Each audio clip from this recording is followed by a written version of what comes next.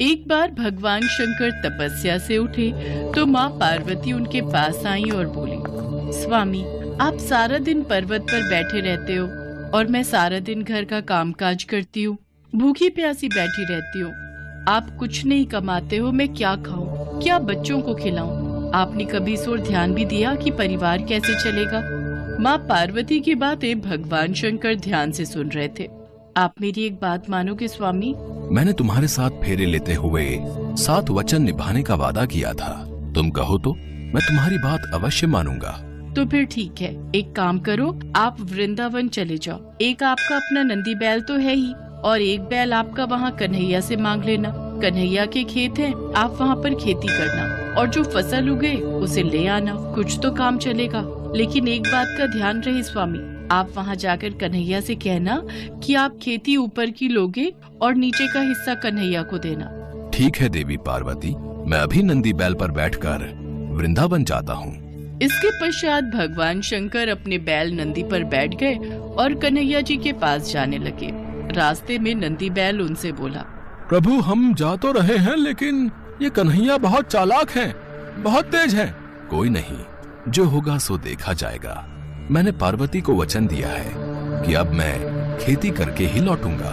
और फिर इसके पश्चात शंकर जी अपने बैल नंदी के साथ कृष्ण जी के द्वार पहुँचे और अपना शंख बजाने लगे।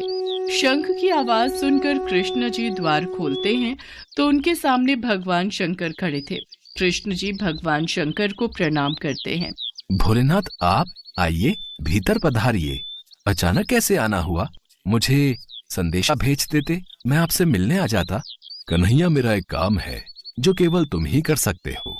हाँ हाँ, बताइए, मैं आपकी किस प्रकार सहायता कर सकता हूँ? मुझे आपके खेतों पर खेती करनी है। एक बैल मेरे पास है और एक बैल आप अपना दे दो और अपने खेत पर मुझे खेती करने के लिए दे दो। क्यों मैया, आपका क्या विचार है? भगवान शंकर हमारे खेतों पर खेती करना चाहते हैं। हाँ, तो कोई बात नहीं, अच्छी बात है, हमें भी बनी बनाई फसल मिल जाएगी। पर मेरी एक शर्त है, खेती में आप जो भी मुझे बोने को कहोगे वो मैं बो दूंगा, पर खेती का ऊपरी हिस्सा मैं रखूंगा। तो आप बताओ, मैं क्या बो दूं? ठीक है, मुझे मंजूर है। एक काम करो, आप ना आलू बो दो। ठीक है, फिर मैं फसल तैयार होने के बाद ही आपसे मिलूंगा। इसके बाद शंकर जी बैलों को लेकर खेती करने चले गए। उन्होंने खूब मेहनत से खेती की और आलू उगाए। कुछ दिनों में आलू की फसल पककर तैयार हो गई।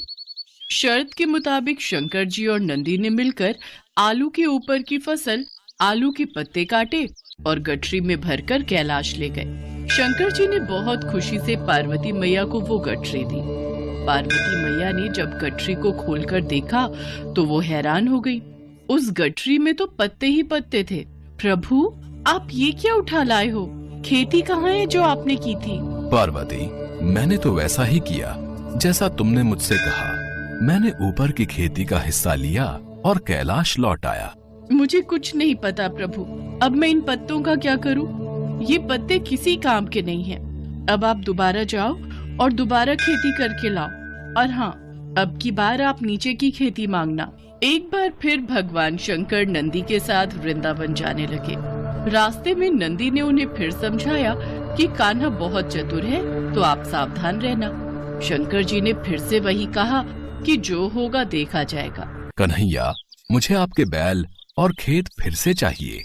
मुझे एक बार फिर खेती करनी है, पर इस बार मेरी शर्त ये है कि मैं खेती नीचे की लूंगा, ऊपर की आप रखना। बताओ, मैं क्या बो दूं? ठीक है, फिर तो आप बाजरा बो दो। कृष्ण जी के कहने पर शंकर जी ने बाजरा बो दिया और खेती की। उसकी अच्छे से रखवाली की और कुछ ही समय में बहुत अच्छी बाजरे की फसल उगाई। शंकर जी बाजरे के नीचे की डंडियां तोड़कर कैलाश ले गए और ऊपर का बाजरा सारा कृष्ण जी और यशोदा मैया घर ले गए। कैलाश पहुंचकर जब शंकर जी ने माता पार्वती को बाजरे के नीचे की डंडियों से भरी गठरी दिखाई तो वो फिर से क्रोधित हो गई। अरे, आप ये क्या ले आए? ये तो घास फूस है, इनका मैं क्या करूंगी? इसमें बाजरे के दाने कहाँ हैं? पार्वती, मुझे तो तुमने कहा कि मैं नीचे की खेती ले आऊं, इसलिए ऊपर की खेती मैंने कन्हैया को दे दी। मुझे कुछ नहीं पता, मैं क्या बनाऊं और क्या खिलाऊं। आप एक बार फिर से जाओ और इस बार कन्हैया से कहना कि ऊपर और नीचे दोनों की खेती आप ही रखोगे। ठीक है पार्वती, जैसा तुम कहो, मैं फिर से जाता हूँ। चलो नंदी।